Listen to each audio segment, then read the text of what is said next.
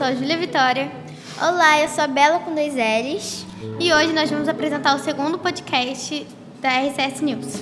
Hoje o nosso entrevistado será o Cris, o diretor da unidade de Campo Grande. Como que a RCS entrou na sua vida? Como a RCS entrou na minha vida? Na verdade, eu entrei na vida da RCS. Né? A RCS já estava iniciada, né, em 2017. Eu tinha minha formação já em teologia e tudo mais, e desenvolvi um projeto de capelania. O que é isso? É cuidado com as pessoas dentro de uma instituição, em vários sentidos, né? Inclusive espiritual, psicológico, de acompanhamento. E aí eu criei um projeto escolar, apresentei em 2 escolas e ele foi aprovado. Uma delas, nas 2, foi a RCS. Daí eu sentei com o Gabriel Froze, que é o dono da escola e tudo mais, e no final de 2017 firmamos um acordo para eu começar com a capelania na RCS em 2018. Só que não foi só a capelania que eu acabei fazendo lá, e aí eu comecei a dar aula e tudo mais, e deu no que deu. Então acho que eu entrei na vida da RCS. O que você queria ser quando criança? Tá, então eu queria ser jogador de futebol. Achava assim, né, futebol e tal. Meu pai foi um atleta profissional de futebol, acompanhei aquele mundo. Só que eu acabei conseguindo. E aí você descobre que às vezes tem sonhos que não são como você imagina. E quando eu me deparei conseguindo, né, alcançar o sonho que eu tive e tudo mais, e notei que não era tão aquilo que eu queria. Entrei numa pequena crise existencial, ainda bem que eu não parei de estudar, e aí eu mudei de sonho.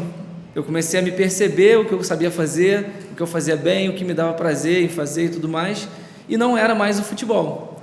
Então eu me via mais dando aula, trabalhando com pessoas no geral, ensinando, e aí eu dei uma virada na minha vida. Foi isso que aconteceu. Então eu mudei de sonho. Eu queria ser jogador de futebol, mas eu vi que às vezes a gente almeja uma coisa que nem é aquilo que a gente imaginava, entendeu? E aí eu mudei de sonho. Talvez meu segundo sonho de criança seria ser professor. Vamos para a terceira pergunta. Qual o seu hobby e, qual o seu preferido? Qual um que você é muito bom e um que você gosta hobby? Bastante? Então, jogar futebol, eu diria, mas aí enjoa, né? Assim, tantos anos, né, fazendo a mesma coisa. Eu acho que o meu melhor hobby, assim, que me dá mais prazer é leitura. Mas não é qualquer leitura. Assim, vou ler qualquer coisa aqui, né? Vou ler um post de Facebook. Assim, eu gosto de ler livros especificamente de filosofia e de teologia. São as coisas que eu mais gosto. E no mais, a gente tem que ler uma coisa ou outra, né? Então, tá. Mas é leitura especificamente em filosofia e teologia. Como foi viajar para fora do Brasil? E conte um pouco da sua carreira. Nossa, então, o que acontece? Eu fui alfabetizado em japonês, né? No ano de 92 para 93, meu pai foi transferido para o Japão. Na época, não existia a alfabetização, tinha uma série para isso, chamava CA, né? Eu não fiz o CA no Brasil, eu fui fazer no Japão, então fui alfabetizado lá em japonês. Não me lembro muito bem agora as coisas, mas fiquei fluente e tudo. Então, a primeira experiência não foi nem com carreira, né? Eu morei 2 anos no Japão, estudei em colégios mesmo japoneses, vivendo outra cultura, muito pelo que meus pais viveram, né? E aí, mais adiante, eu fui morar em outros países, mas aí já foi trabalhando, né? Já com autonomia, né? Escolhendo onde morar e o que fazer é diferente, né? Então, a primeira experiência foi muito divertida, com meus pais, com meu irmão e tudo mais. As outras tinham um cunho mais de trabalho, mais viver as outras culturas, que foi da Dinamarca, que eu fiquei 2 anos também. E na Grécia, que eu fiquei 1 ano e meio, também quase 2 anos, foi muito bom. Assim, é agregador você conhecer as formas de ser humano que são diferentes da nossa. Então, isso tudo me encanta muito. Os lugares são diferentes, os climas, né? A Dinamarca é muito frio, né? Assim, e as pessoas um pouquinho mais frias do que a gente. Então, traz tudo novo, uma nova perspectiva. Foi sensacional conhecer essas culturas, porque enriqueceu a minha vivência, a minha vida e o meu olhar para os outros seres humanos, né? Eu vi que a diversidade é muito maior do que eu imaginava. Como foi morar na Grécia por 1 ano? Morar na Grécia foi muito bom. A Grécia em Atenas, onde eu estava especificamente, ela me lembrava um pouquinho do Rio de Janeiro, uma baguncinha boa. Porque assim, eu morei na Dinamarca e no Japão. Tudo funciona perfeitamente e a gente não está acostumado com a perfeição, desculpe dizer, mas o brasileiro ele gosta de uma coisa um pouquinho mais bagunçadinha. Eu me senti mais em casa na Grécia, pelo clima, né, um calorzinho de vez em quando, tinha frio também, mas tinham praias, né, um trânsito mais um pouquinho caótico, um povo mais, né, acalorado, assim, que se envolvia apaixonadamente nas suas questões, diferente do povo dinamarquês e tudo mais. E assim, a vivência enriquece porque a Grécia foi o berço do pensamento. Se pensar em Ocidente, foram eles, né, com a filosofia e tudo mais, e tudo é muito cercado de história, sabe? O solo muito cercado de história, então tem muita coisa preservada.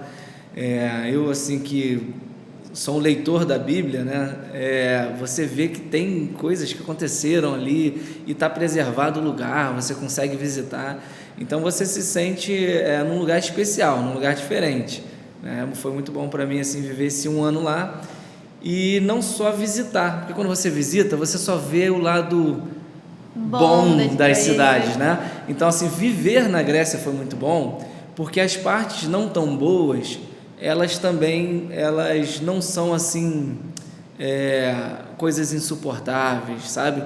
Elas fazem parte assim da nossa vida. Por exemplo, a gente cita violência, lá tem um tipo de violência que não é como a nossa, né? Aqui no Brasil, que você está num estado de alerta o tempo inteiro e com medo, né? Mas também não é a Dinamarca, né? Que as pessoas tiram dinheiro no caixa e saem contando dinheiro assim como se aquilo não atentasse, né, contra ela.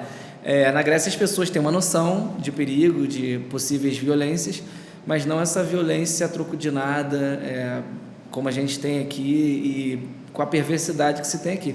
Então, assim, existia tudo isso num grau suportável, né, que não deixava a gente amedrontado para viver, para andar na rua. Então, isso traz um sentimento de pretensa liberdade um pouquinho melhor do que o que a gente tem no Rio de Janeiro, por exemplo. Então, foi uma experiência excelente. Bom que você conheceu outras culturas, né? Vários lugares. Grego, a língua grega. E eu acho assim, nada acontece por acaso, né? Eu fui fazer teologia, você obrigatoriamente tem que ter aulas de grego. Só que eu já sabia, né? Assim, porque eu estava lá. O grego koiné, que é o da Bíblia lá, ele é muito parecido com um grego moderno. Então eu tinha uma vivência que eu precisava falar grego. Eu falava inglês bastante, mas eu falava grego com alguns. E, assim, eles são muito eles são muito calorosos, receptivos, e aí você sente vontade de falar na linguagem deles, você sente vontade de fazer parte daquilo. Então eu aprendi um grego satisfatório, né? E entendi a mentalidade do grego, o modo de ser do grego, sabe? O grego, assim, ele vive com muita intensidade, sabe? Ele vive com muita intensidade e ele conhece aquele solo dele, ama aquilo ali como ninguém. E aí, assim, isso também, eu voltei com amor pela minha terra. Eu não pretendo morar fora de novo. Eu aprendi isso com os gregos, talvez, assim, sabe, de você valorizar, é meu, sabe, todo mundo pode falar mal, não pode falar mal, eu posso, eu sei os problemas, vamos consertar junto e tudo mais, e vamos viver isso aqui, que isso aqui é um lugar bom para estar. Então, assim, o grego, ele é muito espontâneo, tudo isso. Foi muito bom ver que, eu acho que socialmente, a gente pode transformar nossas culturas, né? Eu acho que a cultura só se transforma com os comportamentos. Quando ele é para frente, como eu acho que lá tudo é assim, um toca o outro. No trânsito, quando um faz uma besteira, o pensamento coletivo é maior que o individual. Então, ele fez uma besteira com o carro, todo mundo sai do carro para reclamar. Não é só um, sabe? Não, todo mundo sai do carro. É um sentido coletivo, né? Isso aqui é nosso, não é teu, né? Você não pode fazer uma besteira contra todos. Então, assim, esse sentimento de individualidade que a gente tem, só nós, eu, né? No caso, só eu, não, eles trocam por um nós somos nós, assim, né? Comunitário, muito interessante. Agora uma pergunta que eu tô curiosa para saber. Tá. Como era o Cris aluno? Gente, que pergunta comprometedora, né? Vamos lá, o Cris aluno, tá? E eu não estou mentindo, não, mas é verdade, tá? Eu era um ótimo aluno. Por quê? Eu não dava trabalho para o professor, tá? como professor, a gente gosta desses alunos que, assim, na sala de aula, eu só tinha a sala de aula para prestar atenção e aprender, na verdade, porque eu era um atleta desde os 9 anos, então eu não tinha muito tempo de chegar em casa e ficar lendo, estudando e tal. Então a sala de aula para mim era quase sagrada, né? Então eu ajudava os professores, eu era da turma da bagunça lá fora, tá? Na hora do recreio, tá? Não contem para ninguém, mas assim, na hora do recreio, do futebol, da zoeira, da turma do tumulto ali, mas dentro da sala de aula era o meu momento de aprender, eu não tinha outro. Eu ia sair dali, ia treinar no campo e no futsal à noite e ia voltar ao meu ciclo, eu não ia ter tempo de estudar. Então eu tinha que pegar a sala de aula, absorver o que vinha dali, e eu perguntava para o professor, eu não era da turma do fundão, eu era do meiozinho, porque eu ficava com vergonha de ficar na frente, entendeu? Que eu era meio que um nerd com uma roupagem de não nerd, essa era a verdade, né? E aí, assim, eu estudei em vários colégios, tem isso, né? O Cris Aluno, eu fui aluno no Japão, eu estudei em Porto Alegre, em 2 colégios diferentes, em Campinas, em 2 colégios diferentes, no Rio de Janeiro, em 4. Então, assim, eu fui aluno em muito colégio diferente, com formatos diferentes, colégios mais rígidos e tal, e o que não mudava? Isso. A minha sala de aula era, assim, o meu momento de aprender, não toque nela, e aí isso me trazia resultado, né? Assim, de ser um bom aluno com notas e tudo mais, e também conseguir criar relações com os funcionários e professores. E também eu tive um pai que era assim, meu pai ele nos educou muito a respeitar os mestres, assim, sabe, os mais velhos e tal. Então eu, na verdade, eu tinha um certo temor, né, assim, dessas presenças, né, que são as presenças de autoridade, e eu respeitava isso ao máximo. Então acho que eu fui bom para os professores. E tem um negócio interessante, eu Cris Aluno, eu fui aluno da minha sogra atual, né? Então, assim, eu conheci a minha esposa quando eu era da 2ª série, né? Então, assim, a gente estudou juntos. A gente não começou a namorar na 2ª série, tá, gente? Não é permitido aqui na ICS, tudo bem? Tá. Mas, assim, a gente era da mesma van e tal, e a minha sogra foi minha professora de inglês. Então, assim, ela diz que eu fui bom aluno, então, né, se a sogra diz, gente, para confiar, confia, porque ela tinha tudo para não dizer isso. Mas eu fui aluno da minha sogra, foi uma experiência muito legal. E mais adiante, né, mais velho um pouquinho, eu comecei a namorar a minha Carol, que está até hoje comigo, né, minha única namorada, que eu conheci na escola, e a minha esposa até hoje, né, são muitos anos juntos, que eu não sei quantos mais, mas foi algo que surgiu na escola, assim, então eu era bem desses, assim, era contido na sala de aula, e fora era amigo de todo mundo, principalmente dos mais chatinhos, sabe, aquele pessoal que na minha época, alguns tratavam com diferença e tal, essa galera colava em mim, sabe, assim, eu era muito de incluir todo mundo, geralmente no time do futebol eu só ficava com os ruins, né, assim, eu escolhia os ruins, vamos escolher time, aí o pessoal queria ganhar, eu queria agregar, né, aí meu time ficava ruim, mas eu jogava bem, né, então, assim, eu tentava fazer minha parte para todo mundo se sentir, né, parte daquilo e não ficar, escolhe aquele ali que é o melhor, o melhor, o melhor. Então eu acabava sendo um amigo de todo mundo, assim, e acho que foi mais ou menos isso, né, foi minha trajetória inteira, assim. Bom que isso te ajudou também na carreira de diretor, né, porque você era bem amigável na sua infância. Então, agora fala um pouco da sua trajetória pra gente, de como foi essa mudança de professor para diretor. Tá. Então, não foi uma mudança, vamos dizer assim, que eu quis, né? Isso acontece, são coisas que acontecem, a gente vai se descobrindo às vezes, né, nas funções. Vocês tinham falado sobre sonho de criança, eu acho que ninguém sonha em ser diretor, não sei. Né? Principalmente quando a gente vê os filmes, né? Geralmente diretora, né? Quem vê lá Matilda Trunchbull, né? A diretora é sempre má, né? Quem viu o Carrossel das Américas, a diretora é sempre, né? Eu acho que ninguém sonha em ser diretor, porque as imagens de diretor que a gente tem, geralmente é o que faz uma função chata, sabe? É uma pessoa chata e tal, não sei o quê. Eu nunca sonhei em ser diretor, né? Eu quis ser professor, amo ser professor, me considero professor. Mas aí nessa trajetória eu comecei a me descobrir também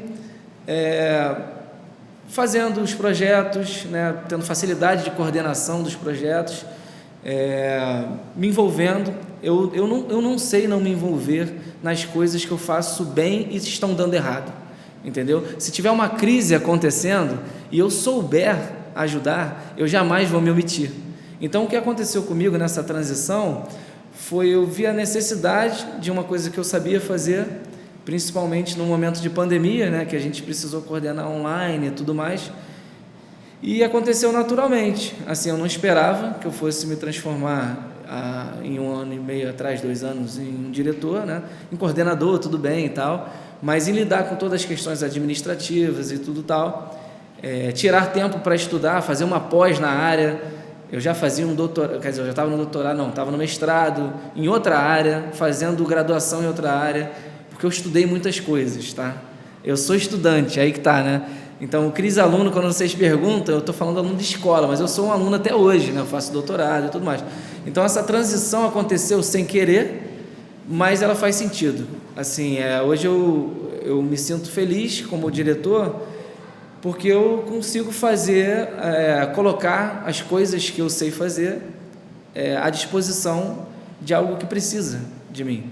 Eu me sinto importante fazendo o que eu faço, e eu acho que essa transição não foi nem dolorosa, não foi esperada também, não foi sonhada e nem celebrada, mas está sendo uma atividade extremamente prazerosa a partir do momento que começou a fazer muito sentido eu fazer o que faço. Então, foi mais ou menos isso. Eu não sei nem explicar como se deu, mas tem um personagem que fala assim, eu não sei como foi, eu não sei como foi, não, eu só sei que foi assim, o Chicó, né, que fala assim, eu sei que foi assim, eu não sei exatamente como se deu, né, mas eu só sei que foi assim.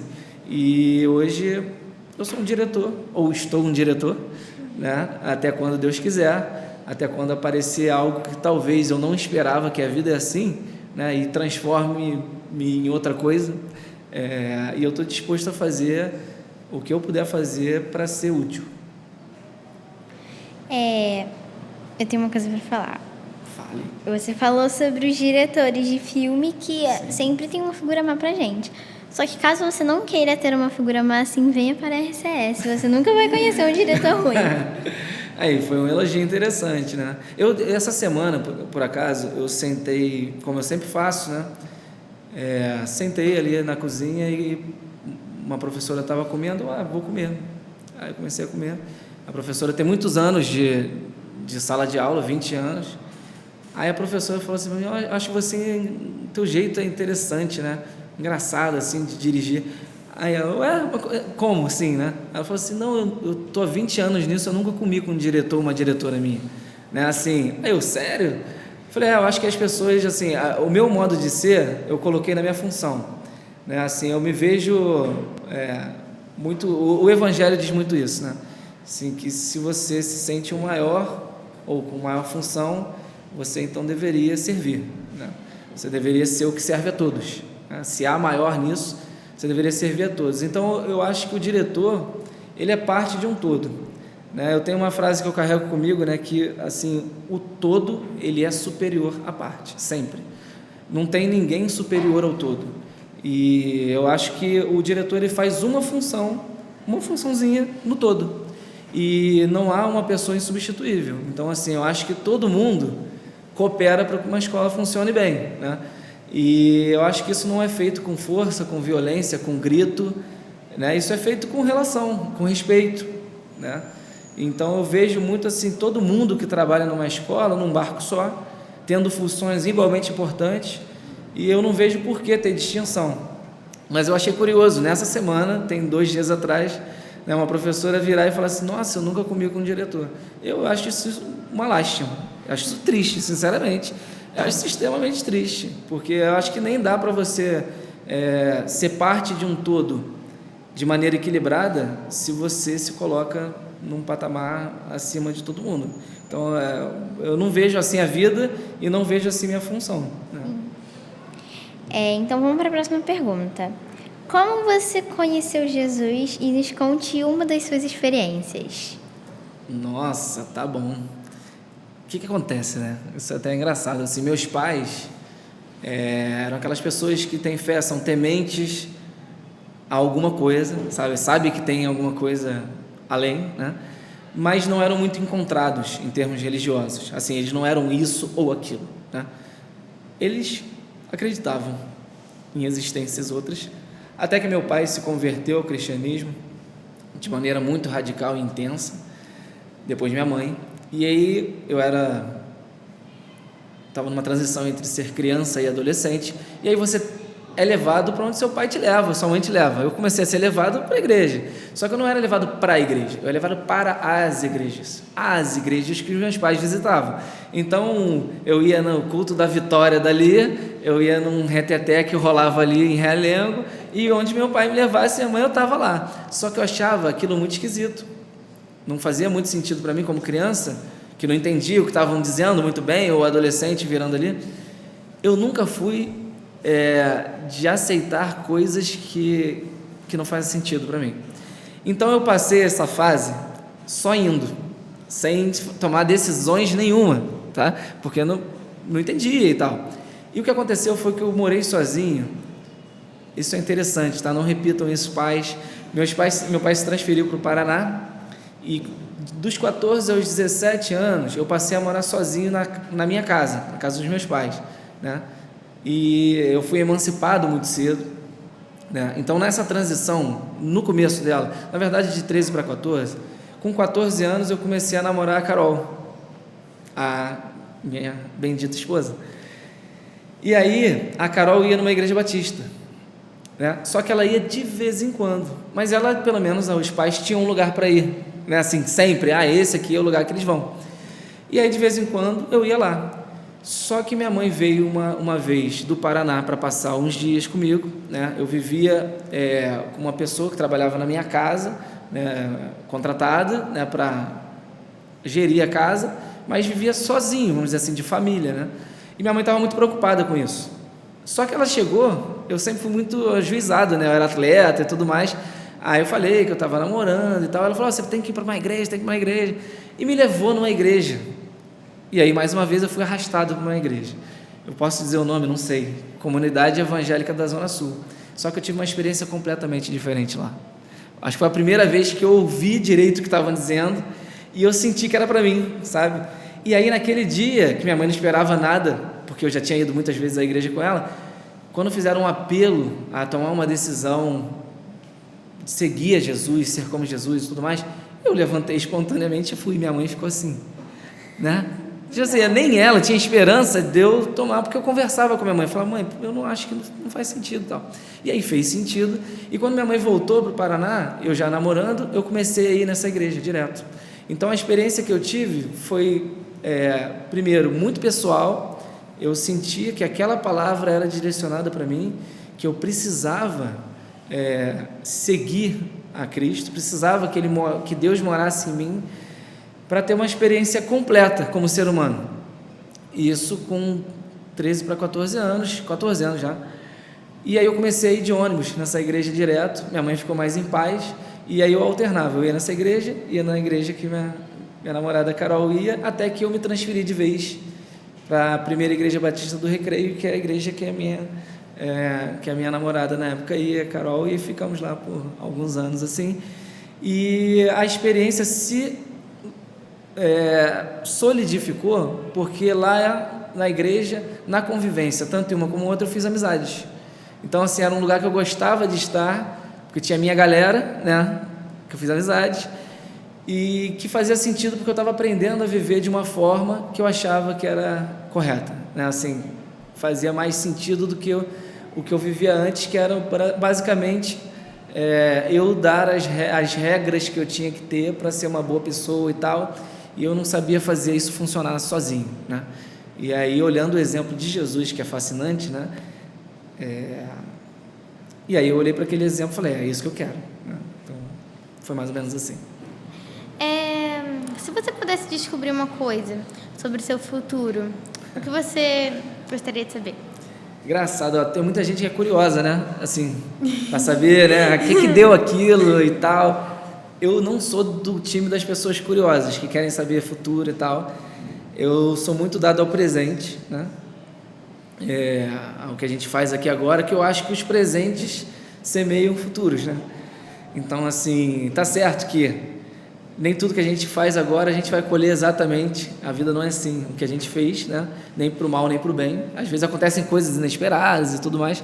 Mas assim, se eu pudesse olhar lá para frente, para o futuro, hoje eu tenho uma prioridade na minha vida, que é a minha filha, óbvio, né?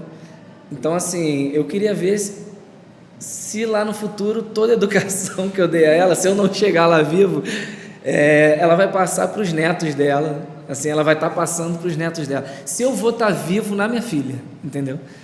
É isso.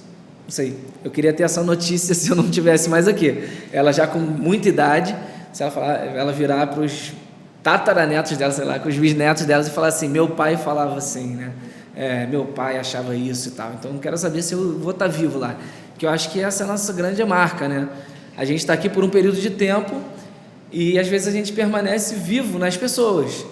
A gente acredita que a gente vai viver com Deus eternamente, isso é excelente, mas eu acho que a gente tem um objetivo outro, né? Que é deixar a nossa marca na existência aqui. E eu espero, lá no futuro, se eu pudesse antecipar isso, ver que eu deixei marcas positivas na vida da minha filha e que ela está lá reproduzindo isso já velhinha para os seus netos.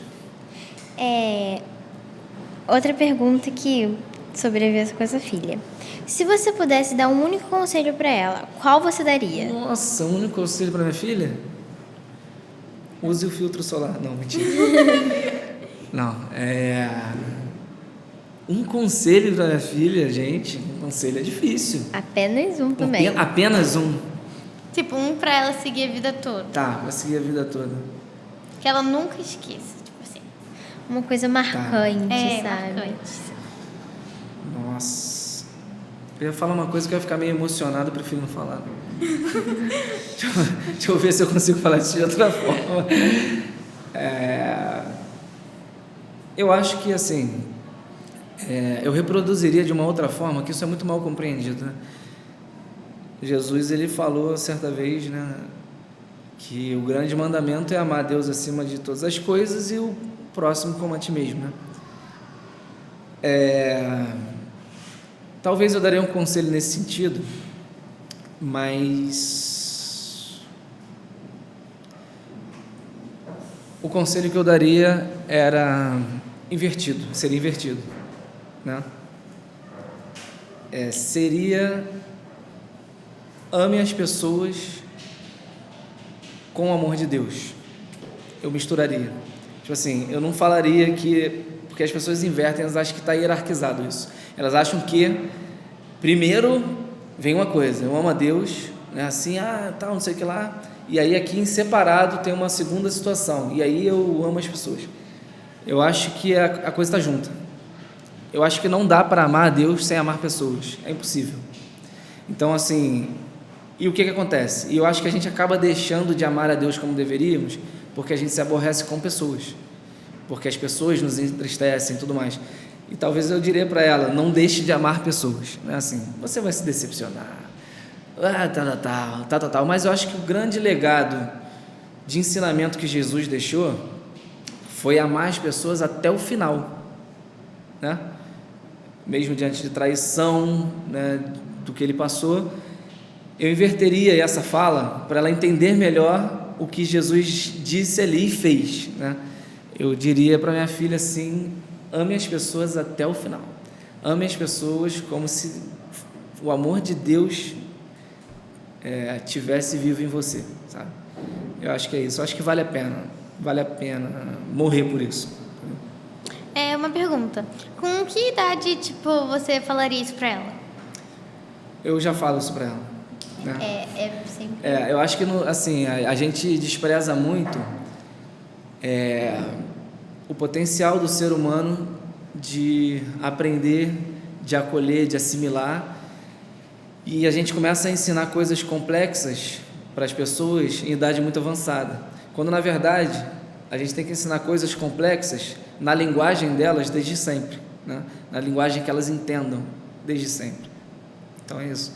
Quando minha filha, eu vou falar uma coisa assim, eu não gosto muito de violência assim, de nenhum tipo, né? E aí, como pai, eu nunca ia esperar isso. A minha filha era uma bebê de 1 ano e pouco, ela virava a mão em tudo que é criança. Então, pensa na vergonha. né? Minha filha é um serzinho à parte, assim, cara.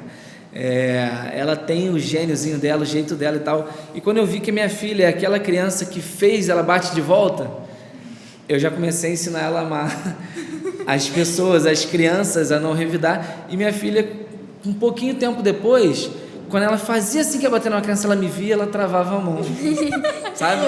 E hoje a minha filha é avessa. A minha filha ficou até aquela criança assim que, sabe, tem até medo assim de fazer uma coisa e machucar a outra, então ela é até avessa a isso, de tantas histórias que a gente contou para ela, historinhas, sabe, de como não é bonito fazer isso, sabe, de como não é o que a gente tem que fazer, bater e tal. E a gente conta a história da menina que batia nas crianças, que não era ela na história, e contava que a menina se deu mal, que perdeu amigos e tal. Então eu estava ensinando coisas difíceis para ela, né, assim, mais complexas, né? Eu não estava dizendo para ela: minha filha de 1 ano, você vai ter que amar as pessoas acima de tudo, tá? E ela não tem idade de desenvolvimento cognitivo, emocional para me entregar isso, amar as pessoas e tal. Ela estava na fase do ego, de se compreender como gente, de ainda não emprestar, sabe assim, é meu, da disputa. Então ela não é capaz disso, mas ela é capaz de começar a desenvolver isso. Então eu e minha esposa, que também é educadora, a gente trabalhou isso nela e a gente vem assim, observando nas fases de desenvolvimento dela que ela está cada vez melhor nisso, né? Assim, em valorizar as pessoas, em amar como elas são e tal. É engraçado, minha filha fala assim: ela é um pouco chatinha, né? Assim, mas eu gosto dela. Quando é uma pessoa que ela não gosta, assim, que ela fica até meio assim, né? Então ela está aprendendo e eu acho que a gente está ensinando isso. Uma pergunta que é bem... Calma aí. É a última pergunta para falar agora? Tá. Então, uma pergunta que agora é bem tensa, mas o que você gostaria que tivesse escrito na sua lápide? Eu não gostaria de ter lápide. O que eu gostaria que tivesse escrito Posso falar uma coisa brincando? Eu sempre falo isso com amigos meus, tá? Eu falo que pode escrever na minha lápide aí, porque eu vou morrer porque não teve jeito. Na minha lápide pode escrever: não morreu de maneira idiota. Porque assim, eu gosto tanto de viver que eu não vou morrer pulando de paraquedas, eu não vou morrer porque eu quis atravessar a rua troco de nada na frente de carro. Então assim, eu cuido da minha vida, sabe? Então eu brinco assim: gente, isso aí você pode ficar tranquilo, escreve lá: não morreu de maneira idiota, tá? Isso pode estar lá escrito, mas eu não vou dizer isso, né? Olha, que eu gostaria, né? De estar escrito. Vou falar um negócio mais direitinho, né? Eu gostaria que tivesse escrito...